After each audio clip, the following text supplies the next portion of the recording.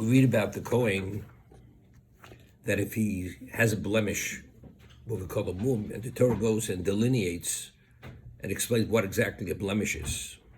If he's blind, if he's lame, if he has a limb that's not functional, and it goes and describes the various disqualifications. And these are all physical disqualifications. But the Torah uses a term, ki kolish, it's Chof Aleph Yudches, 21, Pasuk 18. Ki kol ish asher bo mum lo yikrov. Kol ish. We know that the only person who's qualified to officiate is a Kohen, but he has to be an ish. Ish means he has to be an adult. If he's a minor, he's not qualified to officiate. So although he's ish, although he's an adult, if he has the blemish lo yikrov, the Torah uses a term, he cannot come close. That's literally the meaning of the word lo yikrov.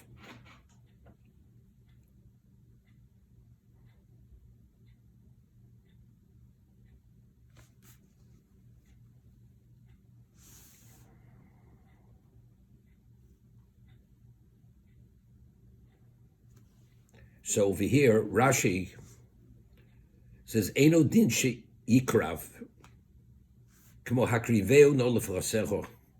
The word yikrav doesn't mean come close. He says, Rashi learns, it means like to sacrifice. Hakrovis korban means the sacrifice, as it says. He quotes the pasuk Malachi, hakriveu no lefrasecho.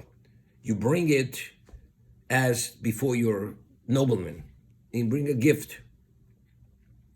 However, over here, the Sefarno says something very interesting. Kohen who has the mum, is blemished, he cannot come close. So if you have the Chumash with the Sefarno, he says, Kin kein lovo el shar hamelch levush sok. As it says in Megillas Esther, when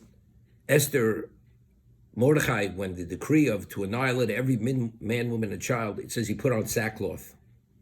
And she sent someone to find out what was happening. And she sent another set of garments to Mordechai to put on because he was wearing sackcloth. And over there it says in the Megillah, Kein lovo el shara melch b'vush sok. You cannot come to the gate of the king wearing sackcloth. It's not acceptable. So she sent him a new suit of clothing. We find when Yosef was in the dungeon, and the wine steward had shared with Paro that is this Hebrew, the way he described him, in the dungeon who has the ability to interpret dreams. It says they rushed him out of the bar, out of the pit, and it says Vegal Cheyu, they groomed him because he wasn't groomed, meaning they gave him a haircut, a shave. Vechalfu Simlosov, and they changed his garments. He was wearing prison garb. So over there, the Sefarno says, why did they change his garments? Quotes the same pasuk in Megillas Esther. Kein lovo el shara melch b'vush sok. It's inappropriate to come to the gate of the king wearing sackcloth, wearing prison garments. It's not appropriate. So he says over here, the Kohen who's blemished, lo yikrov, being blemished, it's inappropriate that he should come before God and be the officiant because his physicality is what? Is faulty, is blemished. It's compromised. Okay, that's what he says. God creates a person in a certain form, limbs, functionalities, and if the functionalities are not in place, the person, it's not appropriate that this person should come before the king. I mean, we're speaking about a person, you can't fault him. You're speaking to God. Why is this not appropriate? He's God's creation. It's not talking about a person, it's something self-induced, but yet God created man in a certain form with certain functionalities, and if they're not in operation, for whatever reason, he cannot come. Now,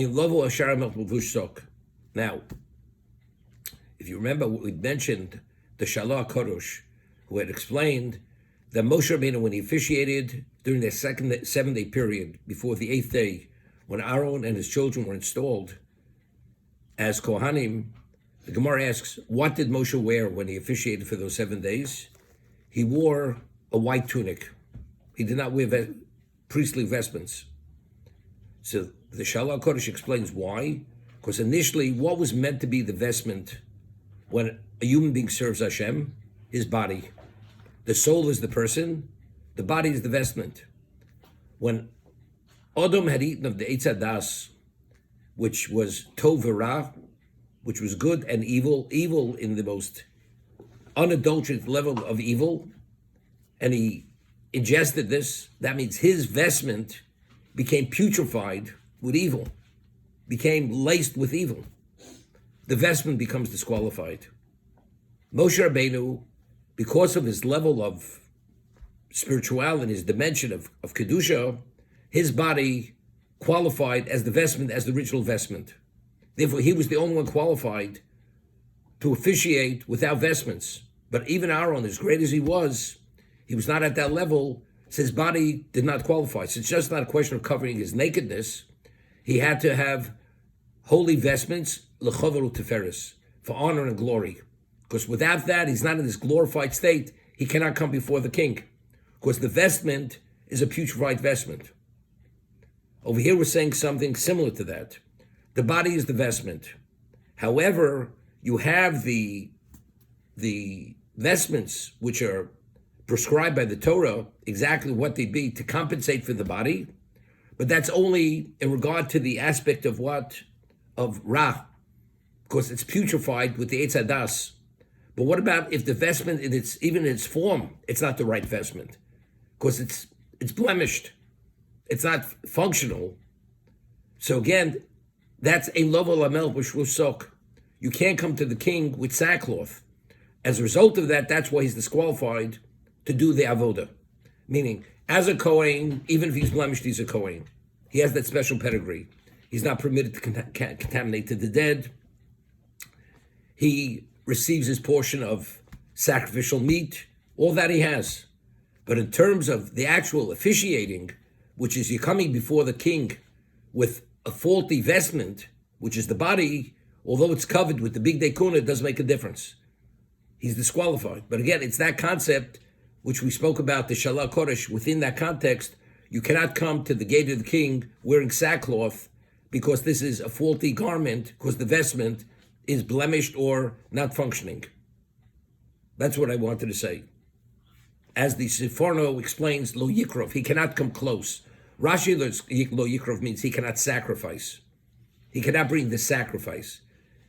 The Siforno explains, lo yikrov means he cannot approach.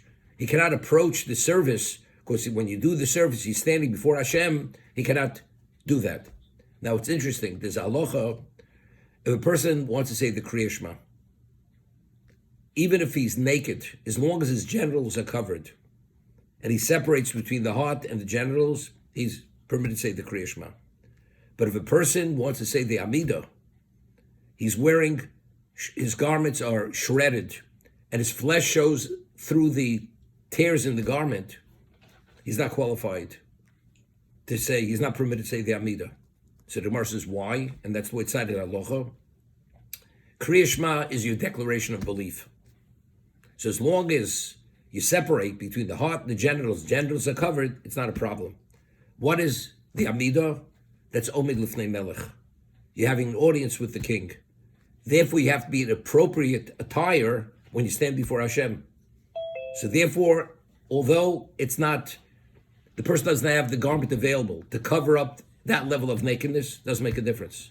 You cannot stand before God and have that audience unless you're wearing appropriate attire. The same idea. The Kohen, being in the Beis Hamikdash, or the Mishkan, doing the service, he stands before Hashem. He cannot come to the gate of the king with sackcloth. And since the body itself was the original vestment, and if that's a faulty vestment, he's disqualified, although he's a Kohen, but to the service, he cannot do this.